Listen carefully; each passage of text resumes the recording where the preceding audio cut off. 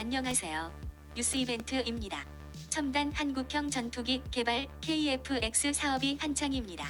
KF-X 사업 중 A사 레이더 중간 평가가 나왔습니다. A사 레이더는 우리 공군 F-35A에 장착된 레이더 체계입니다. 이 사업의 성패는 KF-X의 눈이라고 할 수 있는 다기능 위상 배열 A사 레이더를 독자 개발하는 데 달려 있습니다. 미국 록히드 마틴사는 A사 레이더 기술 이전 조건부 우리 공군은 F-35A 도입 계약 체결했으나 미국 정부가 기술 이전 승인을 하지 않았습니다.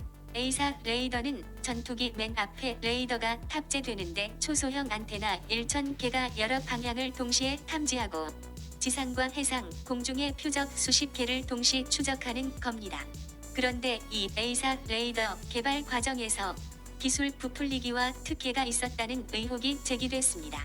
결국 우리 정부가 기술 개발에 착수하여 첨단 레이더 장비인 다기능 능동 위상 배열 A사 레이더 개발에 성공했습니다. 2016년 한화 시스템이 개발 사업자로 선정돼 국방과학연구소와 공동 개발했습니다.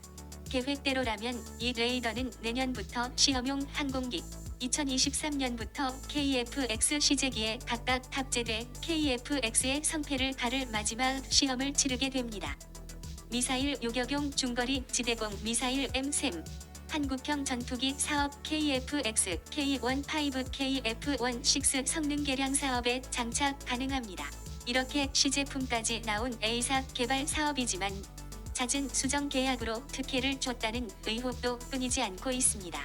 국방과학연구소도 지난 1월 중순부터 2월 초까지 자체 감사에 나섰던 걸로 확인됐습니다.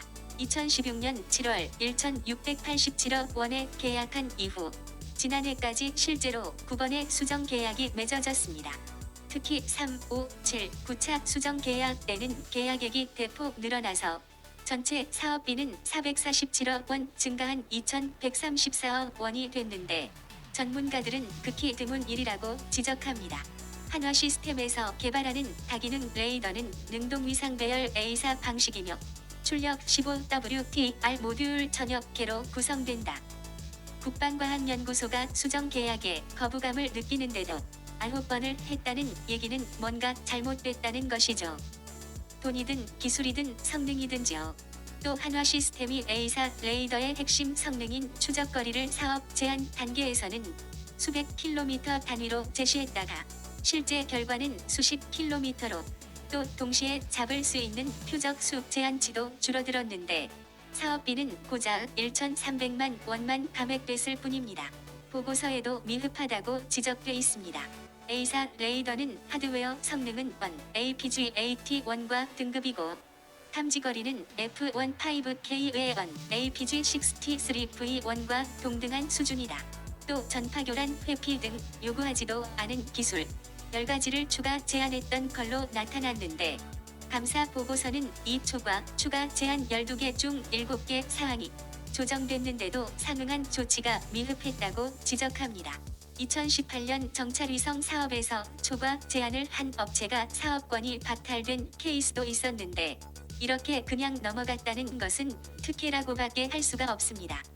이에 대해 상급 기관인 방위사업청은 국방과학연구소가 계약을 수정하면서 검증 과정을 거치지 않았고 추가 제안을 조정하면서 업체와 합의했던 사항들도 이행이 미흡하다고 지적했지만 최종 결론은 부서 주의라는 구두 경고에 그쳤습니다.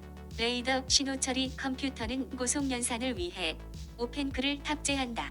또 국방과학연구소 A사 체계다는 업체가 추가 제안한 기술은 현재 개발 중이고 수정 계약은 애초 예정됐었다며 감사 지적에 반발하고 있습니다. 논란과 의혹을 풀기 위해서는 감사원 등 상급 기관의 후속 감사가 불가피할 것으로 보입니다. 국방 사업의 성공과 실패는 부정부패가 있느냐 없느냐의 차이다. 감사합니다.